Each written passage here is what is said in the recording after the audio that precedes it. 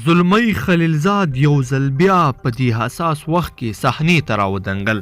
خلیلزاد بیا داسې په لټه کې دی، چیرې تللی دی، څه پېښ شوي دي او په کوم نیت دا ځل بیا راوتلی دی.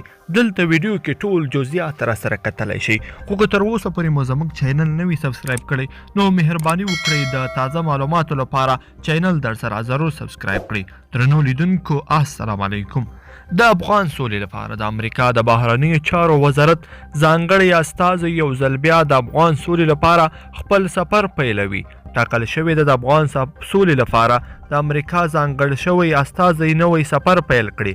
نوموړی به په دغه سفر کې قطر، هند او پاکستان ته ولاړ شي او د افغان سولې او بین الافغاني مذاکراتو د ژر پیل کېدو په باب به ورسره خبرې وکړي. د امریکا د بهرنیو چارو وزارت څخه په خپره شوې اعلامیه کې راغلي چې ښاغلی خلیلزاد اوس مهال قطر، هند او پاکستان ته د افغان سولې او بین الافغاني مذاکراتو د پیل لپاره په سفر بوخت دی. نوموړی داسې مهال د خپل سفر باب پرانیزي چې د نړۍ په ډیرو هیوادونو کې د کورونا وبا له امله په جدي توګه کرنټین روان دی. نوموړی به له پورتنیو یاد شوو هیوادونو سره د بین الافغاني خبرو په ژر پیلېدو او د دوی په ګډه همکارۍ خبرې وکړي.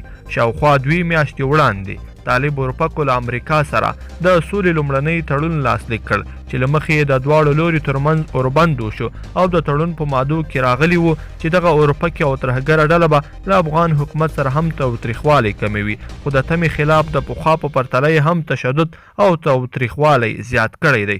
2 اونۍ وړاندې د ملي امنیت شورا په یو بیان کې وویل چې طالب اروپکو له امریکا سره د سولې له تړون راوروسته څخه د پاسه 800 بریدونه کړي چې سلګونه افغانانو ته یې پکې مرګ ژوبله اړولې ده. د کورونا وبا او روژې په راتګ سره د افغان حکومت په ګډون نړیوالو سازمانونو او د سیمو هیوادونو په بېلابېلو اعلامیو کې له طالبانو څخه د اوربند غوښتنه کړې ده ترڅو د کورونا وبا له امله کوم بشري ناورین رامنځته نشي، خو دغې اروپکې ډلې ټولو ته د رد ځواب ورکړ او اوربند یې د حکومت په ګټه وباله، کوم چې د دوی په وینا دوی ته د منلو وړ نه دی.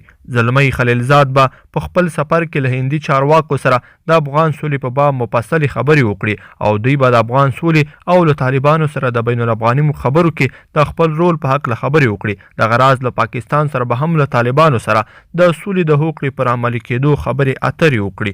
درنو لیدونکو په دې هیله چې دغه خبره به مو راسره تر پایه پورې کتلی وي. که مو دغه ویډیو خوښه شوې ویډیو لایک کړئ او چینل در سره ضرور سبسکرایب کړئ. تر بلې ویډیو پورې د الله په امان. ښه وخت.